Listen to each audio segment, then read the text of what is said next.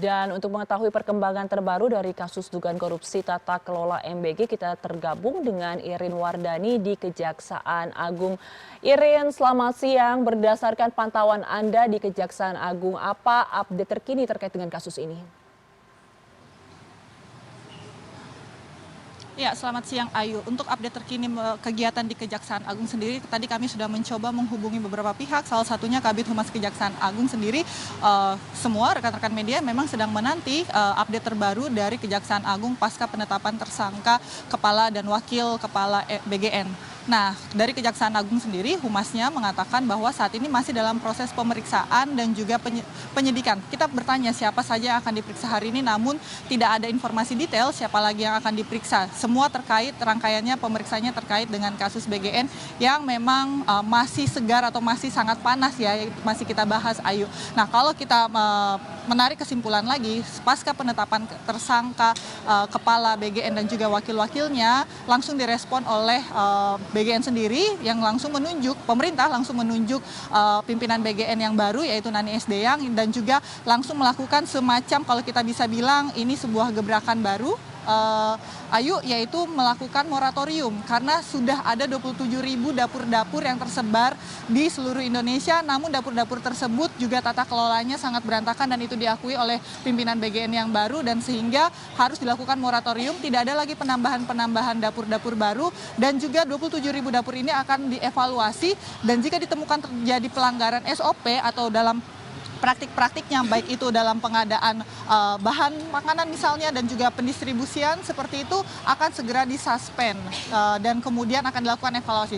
Selain itu, moratorium juga ini akan melakukan evaluasi di tiap-tiap kecamatan di seluruh Indonesia untuk apakah kebutuhan dapur-dapur ini melebihi ketentuan atau melebihi kapasitas yang yang terjadi di lapangan seperti itu. Jadi memang akan kemungkinan besar ada di tiap kecamatan akan ada penutupan dapur-dapur yang dianggap terlalu berlebihan. Kemudian nantinya dari moratorium ini akan dialihkan untuk melakukan refocusing atau fokus ke arah 3T seperti itu, karena memang biaya yang digelontorkan selama tahun 2026 ini rencananya sekitar lebih dari 258 triliun rupiah. Kalau di tahun 2025 sekitar 85 triliun rupiah. Nah, angka lebih hampir 300 triliun itu kemudian menurut Nani Sdeyang sendiri akan dievaluasi lagi, kemungkinan besar akan dikurangi agar tidak membebani APBN, dan kemudian untuk khusus 3T ada formulasi baru, yaitu bukan penambahan dapur tapi keterlibatan dari pihak sekolah, yaitu mungkin bisa melibatkan kantin-kantin, ataupun jika ada pembangunan dapur itu akan melibatkan pihak swasta melalui CSR-nya seperti itu. Kalau dari Kejaksaan Agung sendiri juga memang dalam proses penggeledahannya, pemeriksaan dari para tersangka dan juga saksi-saksi tidak menyita barang-barang seperti yang memang kita dengar selama ini, bahwa pengadaan barang yang sangat tidak masuk akal, mulai dari sepatu, kemudian alat elektronik dan juga motor listrik itu tidak disita oleh Kejaksaan Agung, hanya diambil sampelnya saja, karena dari pihak Kejaksaan Agung sendiri mengatakan bahwa satu, tidak ada tempat untuk melakukan